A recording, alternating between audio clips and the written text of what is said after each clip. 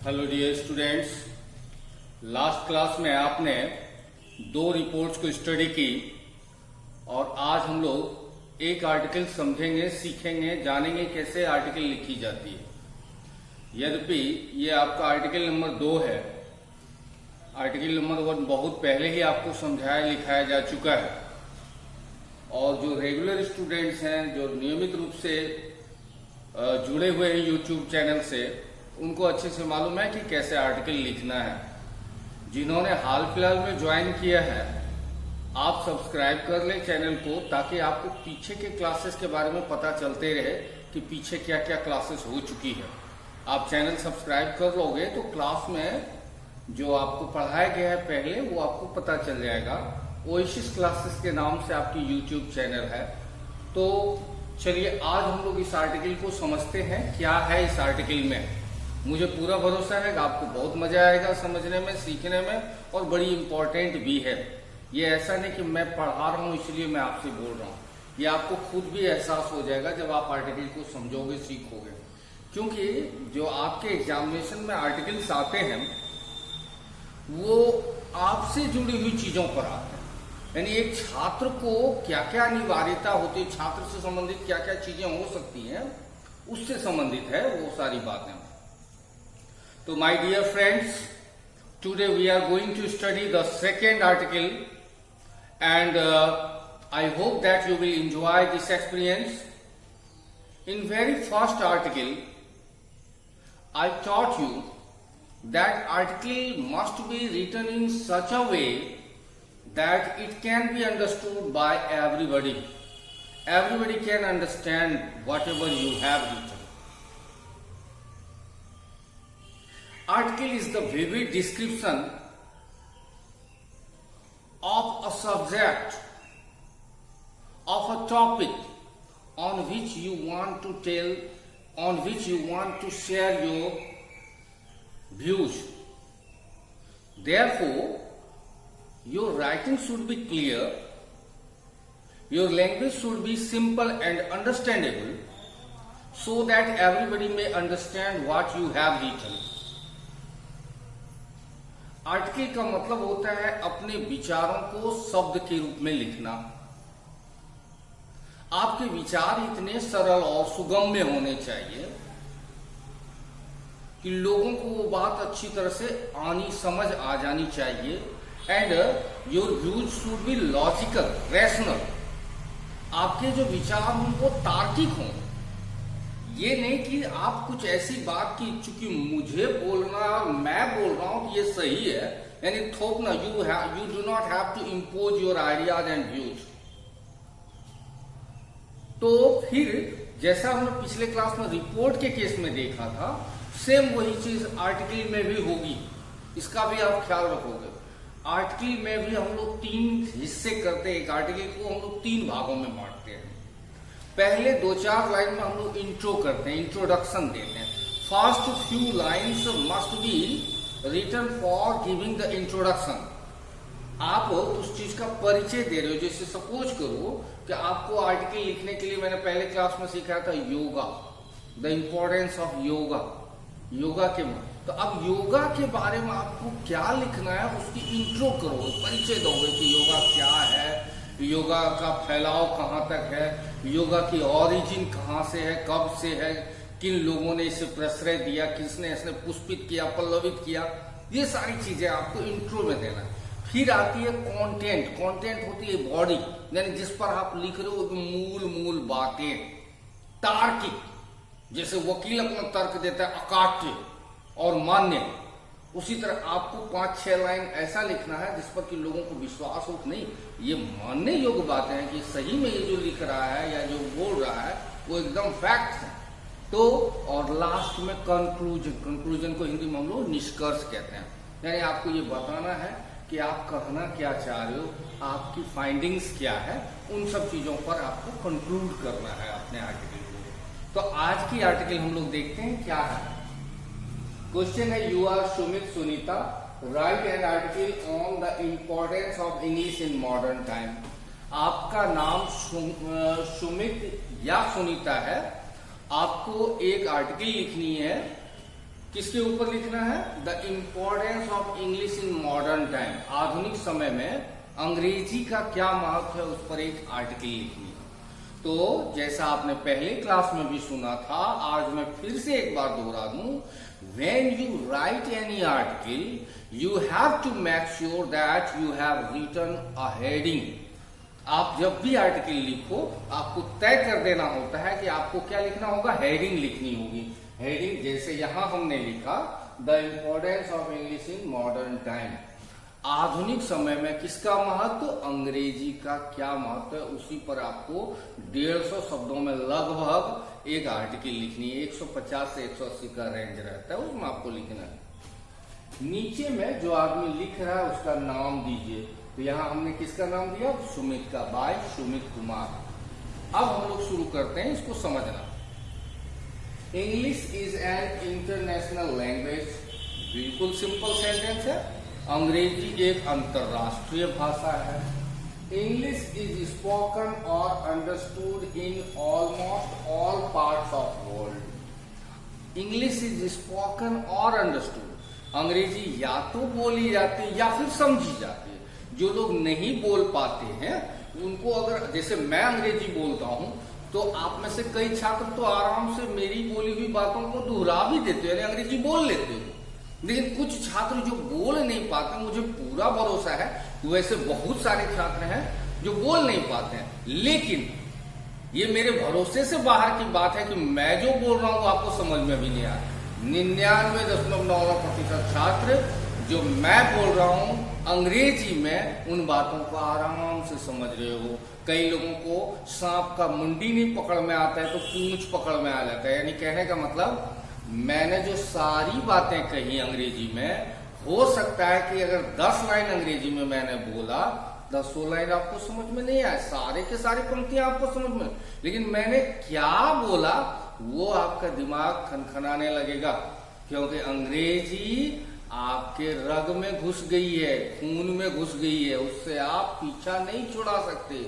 आप day to day life में अंग्रेजी इतना ज्यादा बोलते हो, शब्दों का प्रयोग करते हो कि आप सामने वाला जो अंग्रेजी बोल रहा है, अगर उसकी एक्सेंट आपको समझ में आ रही है, एक्सेंट मतलब लहजा, यानी कैसे बोल रहा है, तो उसके द्वारा कही हुई 10 मिनट की बातें आपको समझ में आ जाएगी कि ठीक है, सब तो नहीं समझ में आया लेकिन ये बोला जा रहा है। तमिल में वही बात बोली जाएगी, आपको नहीं समझ में आएगा। तेलुगु मलयालम में बोली जाए, उड़िया में बोली जाए तो आपको वो सारी बातें समझ में नहीं, लेकिन अंग्रेजी में 10 लाइन कोई बोले तो आप 0 पर आउट नहीं होगे। तो ये खूबी है अंग्रेजी की। तो English is an international language, English is spoken और understood in almost all parts of world. Angrezi को या तो बोला जाता है, बोली जाती है अंग्रेजी, या समझी जाती है इन almost all parts of world. दुनिया के लगभग सारे हिस्से में लोग अंग्रेजी कम से कम अगर नहीं बोल पाते तो समझ तो जरूर लेते हैं। The richness and the coverage of a particular language, बड़ा इंपॉर्टेंट लाइन है।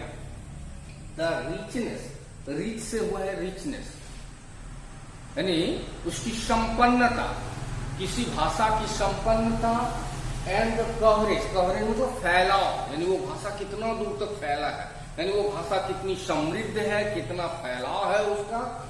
Of coverage of a particular language, particular को हम लोग हिंदी में क्या कहते हैं, खास, यानी किसी खास भाषा का फैलाव, किसी खास भाषा की संपन्नता डिपेंड, निर्भर करती है किस चीज पर, on it's contribution in the development and welfare of the humanity. पंक्ति लंबी है लेकिन बड़ी सारगर्भित, बहुत महत्वपूर्ण है।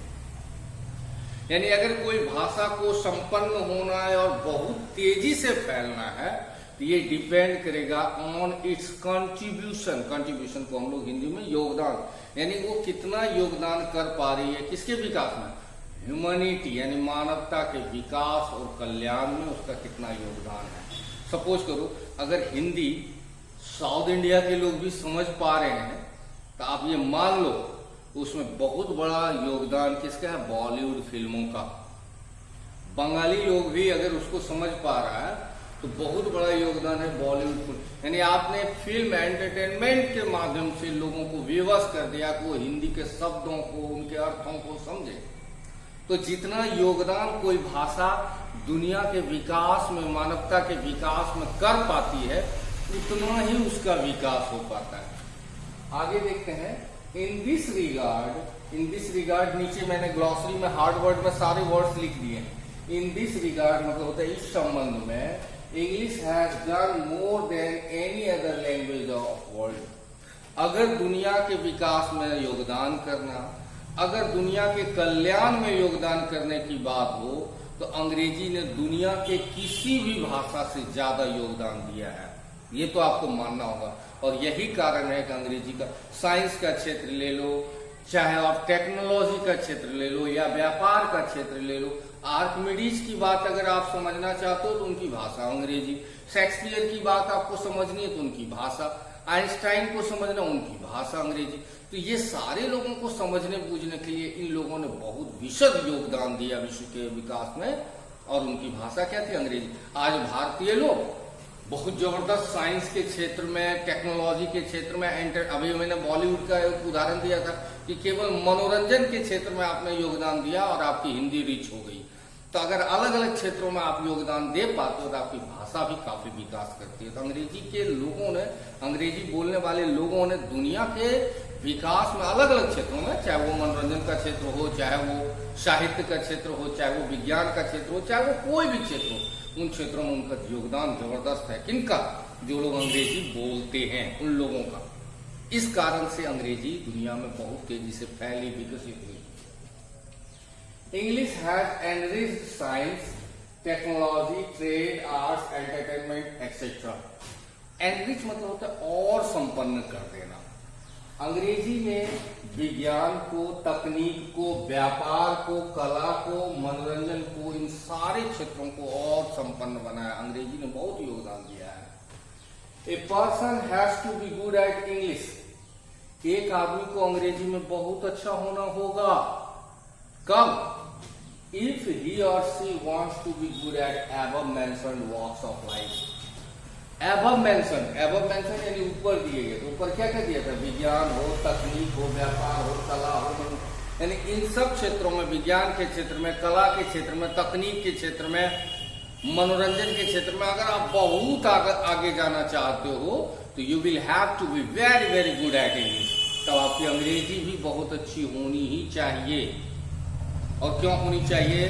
खास करके साइंस के छात्रों को अच्छे से पता है कि अगर विज्ञान की समृद्ध क्या कहते हैं आप, किताबें खरीदना चाहते हो जो कि आपके नॉलेज से ऊपर की चीजें हो, उनको जानना है, तो हिंदी मीडियम की किताबों से आपका काम चलने वाला नहीं है। Then you will have to be good at English and you will have to study those standard books. तब आपको वो सारी किताबें पढ़नी होगी जो इंग्लिश मीडियम में, इंग्लिश में है। तो इसलिए अपने ज्ञान को बढ़ावा देने के लिए, अपनी तकनीक को बढ़ावा देने के लिए, अपने अन्य क्षेत्रों में जो आपके विकास के अवसर खुलने वाले हैं, उन क्षेत्रों में जाने के लिए आपकी अंग्रेजी भी बहुत ज्यादा अच्छी होनी ही चाहिए। नहीं तो नहीं काम चलाओ पाओगे। Trust me, believe me, I always tell you that English has become an academic oxygen. मेरा विश्वास मानिए, कई बार मैंने क्लास में भी आपसे कहा है कि अंग्रेजी अब एक शैक्षणिक ऑक्सीजन हो गया है। बिना ऑक्सीजन का हमारे जीवन की कोई परिकल्पना नहीं हो सकती। बिना अंग्रेजी के हमारे ज्ञान का विकास अवरुद्ध होने लगता है, रुक जाता है। यानी अंग्रेजी बहुत जबरदस्त आपके नॉलेज को प्रमोट करती है, बढ़ाती है। Almost all high standard books on any subject are available in English. Almost all high standard books, अभी थोड़ी देर पहले यही चर्चा मैं कर रहा था कि लगभग हर स्तरीय किताब, जितना भी स्टैंडर्ड किताब आप लोग, अच्छी अच्छी किताबें जितनी भी दुनिया में है, चाहे वो किसी विषय की हो, साइंस की हो, इकोनॉमिक्स की हो, टेक्नोलॉजी से संबंधित हो, या कोई क्षेत्र आप चुन लो, पॉलिटिकल साइंस की हो, सारे विषय के जो बेहतरीन किताबें हैं, मजेदार किताबें हैं, स्तरीय किताबें हैं, उन सब किताबों की उपलब्धता अंग्रेजी भाषा में ही है। Nowadays, world has become a global village. आजकल दुनिया वैश्विक गांव हो गया। कई लड़के हमसे पूछेंगे, सर ये नहीं समझ में आया, वैश्विक गांव का मतलब क्या होता है? आप अपने दादा से पूछोगे कि दादा, मेरी दादी को जब आप लेने गए थे पहली बार, यानी विवाह के बाद जब उनको विदा करके ले आ रहे थे, तो दूसरे गांव से आपको अपने गांव आने में कितना देर लगा था? तो आपके दादाजी कहेंगे बेटा 5-6 घंटा लग गया था। तो आप पूछोगे कैसे दादाजी? तो वो कहेंगे उसमें बैलगाड़ी से हम लोग जाते थे, हर बैलगाड़ी के नीचे लालटेन लगा हुआ रहता था, दोपहरी में 2-3 बजे चलते थे, धीरे धीरे बैलगाड़ी चल रही है और हम लोग 2-3 बजे चलते थे और शाम के 7-8 बजे उसके वो बैलगाड़ी पहुंचती थी हमारे घर। अब सोचिए कि एक जिले का ही 2 अलग अलग गांव है, उस गांव की दूरी को तय करने में 6 घंटे 5 घंटे लग जाया करते थे। और अभी आप सुबह का नाश्ता अगर इंडिया में कर रहे हो तो विश्वास मानिए दोपहर का खाना आप मलेशिया में खाओगे। दोपहर का लंच अगर आपने इंडिया में किया तो रात का डिनर आप सिंगापुर में कर सकते हो।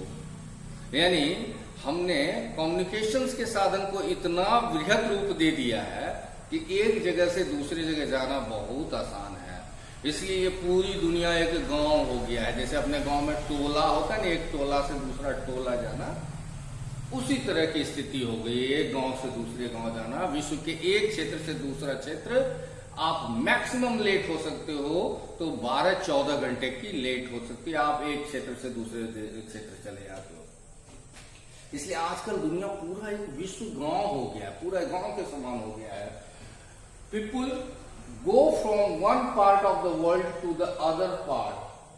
लोग दुनिया के वन पार्ट से, एक हिस्से से दूसरे हिस्से जाते हैं फॉर डिफरेंट पर्पसेस, अलग अलग उद्देश्य से। कोई व्यापार करने जा रहा है, कोई पढ़ने लिखने जा रहा है, कोई और कामों से, मनोरंजन के कामों से जा रहा है। यानी आराम से एक हिस्से से दूसरे हिस्से जाते आते, फ्लुएंटली जाते आते रहते हैं लोग।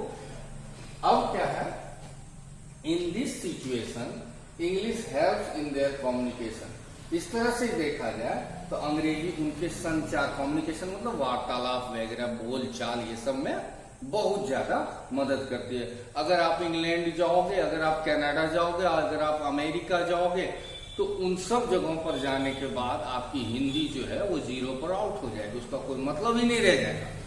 आपको हर हालत में अंग्रेजी आनी चाहिए, तभी आप वहां जी सकोगे, रह सकोगे। इतना ही नहीं, ये विश्व संदर्भ में नहीं, अपने देश के मामले में भी आप देखो। As far as India is concern, जहां तक इंडिया की बात है, एज फार एज मतलब जहां तक, as far as India is concern, जहां तक इंडिया की बात है, many languages are spoken in India. Bharat में कई भाषाएं, many languages are spoken in India. Bharat में कई भाषाएं, ये तो आपको भी पता है। कहीं कोई तमिल बोल रहा है, कहीं कोई मलयालम बोल रहा है, कहीं कोई तेलुगु बोल रहा है, कहीं कोई कन्नड़ बोल रहा है, हाँ उड़िया बोल रहा है। इतनी डेग डेग पर पानी बदले कोस कोस पर भाषा। तो भारत में ढेर सारी भाषाएं बोली जाती हैं। अब इसमें दिक्कत क्या है कि आप ट्रेन में बैठे हो, your fellow Indian can not connect with you only because of the lack of knowledge of your language. If he is a Tamilian, if he is a Uriya, if he is from some parts of our country, but the problem lies there if he cannot speak Hindi. In that situation, neither of you will be able to communicate with each other. अगर आप हिंदी बोलते हो और सामने वाला केवल तमिल बोल रहा है, दोनों क्या कहते हो, हम दोनों भारतीय हैं, लेकिन दोनों एक दूसरे से अनजान। और ये जो दीवार है, वो दीवार किसकी वजह से? भाषा की वजह से है। क्योंकि उसे आपकी हिंदी भी समझ में आती है, आपको उसकी तमिल समझ में नहीं आती। एक देश के होते हुए भी जुड़ नहीं पाते हो, तो उसमें फेविकॉल का काम कौन कर रहा है? इंग्लिश। तो देखिए, it is only English that brings uniformity in the communication of the Indian people. अंग्रेजी ही भारतीय लोगों के बोल चाल में एक रूपता ला रही है। यानी अगर मुझे अंग्रेजी मालूम है, जो सामने में बैठा हुआ आदमी है वो अगर तमिल भाषा भाषी क्यों ना हो, लेकिन उसे भी अंग्रेजी मालूम है तो आराम से हम अभी देश की पॉलिटिकल सिचुएशन पर या कोई घटना घट रही है देश में उसको लेकर के हम लोग एक दूसरे के इमोशन को शेयर कर सकते हैं, भावनाओं को समझ सकते हैं। आराम से जो दूरी है वो दूरी खत्म होती है और हम लोग एक होते हैं, यानी हमारी यूनिटी में भी अंग्रेजी की बहुत बड़ी योगदान है। To a large extent it causes unity in man. बहुत हद तक अंग्रेजी लोगों में अभी के समय में क्या पैदा कर रही है, एकता भी, क्योंकि अब हम अंग्रेजी के माध्यम से एक दूसरे से वार्तालाप कर पा रहे हैं, जुड़ पा रहे हैं। तो इस तरह से आपने देखा कि अंग्रेजी के बहुत सारे महत्व हैं। हरि अनंत हरि कथा अनंत, बहुत बातें लिखी बोली जा सकती हैं, लेकिन हमारे पास वर्ड लिमिटेशन है, इसलिए उतनी बातों पर हम लोग जा भी नहीं सकते। तो मुझे पूरा विश्वास है कि आपने इस आर्टिकल को समझा। इसको बैठ के घर पर प्रैक्टिस कीजिए और ठीक से दोहराइए, और जहां कहीं अटकिए कि नहीं समझ में आया तो वीडियो से अगर समझ में आ जाता है, बार बार वीडियो देखें समझ में आ जाता है तो ठीक है, और फिर भी कोई समस्या परसिस्ट करती है तो जरूर हमको कमेंट सेक्शन में जाकर के पूछिए, फोन करके पूछिए, व्हाट्सएप में पूछिए, जैसे भी हो। प्रॉब्लम को प्रॉब्लम मत रहने दीजिए, उसको सॉल्व कीजिए। Thanks all of you.